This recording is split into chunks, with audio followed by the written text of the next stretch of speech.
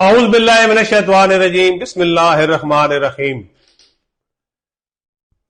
سردار ظہور Iqbal from Paris, اور میں آج آپ سے 11 اگست کو جو اوورسیز کنونشن ہوا برسل میں، اس کے متعلق کچھ وضاحت بیان کرنا چاہتا ہوں۔ ایک سہیل وڑائٹ صاحب کا کالم جو سامنے آیا، جس کو لے کر بہت ساری ڈس انفارمیشن پھیلائی جا رہی ہے، جس کالم میں یہ کہا گیا ہے کہ میری 2 گھنٹے کی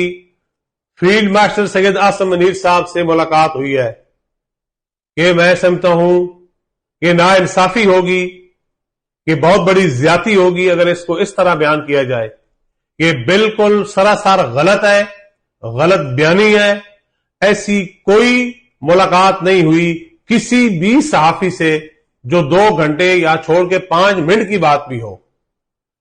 وہاں 2 گھنٹے کی جو فیلڈ مارشل صاحب کی جو سپیچ تھی، جو انہوں نے اپنے اوورسیز جو دور دراز سے 20 کنٹریوں سے لوگ سفر کر کے آئے تھے، ان سے جو بات چیت کی، اور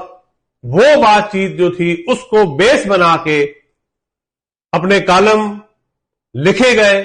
اور اس کے اوپر بات کی گئی۔ میں سمجھتا ہوں یہ ناانصافی ہے، حقیقت کو صحیح طریقے سے بیان نہ کرنا۔ اس کے بعد جو قرآنی آیت سورہ بقرہ کا ذکر کیا گیا اسی کالم میں، اس کا اصل مقصد جو تھا وہ یہ تھا کہ کس طرح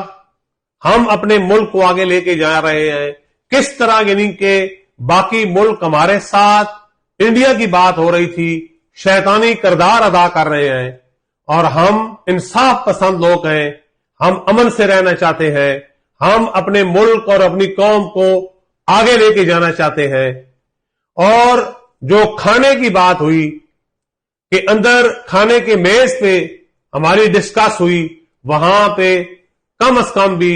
20 لوگ وہاں پہ موجود تھے۔ کسی قسم کی کوئی انٹرویو وہاں پہ نہیں ہوا، کسی قسم کا کوئی وہاں پہ ایسا مکالمہ نہیں ہوا جس کو بیس بنا کے یہ ثابت کیا جائے کہ وہاں پہ میری لمبی گفتگو ہوئی ہے، یا اس کو بیس بنا کے سامنے لایا جائے۔ یہ بھی سراسر غلط اور میں سمجھتا ہوں غلط بیانی ہے۔ سہیل وڑائٹ صاحب نے اگر ایسی بات اپنے کالم میں لکھی ہے تو اس کا سرے سے کوئی وجود نہیں ہے۔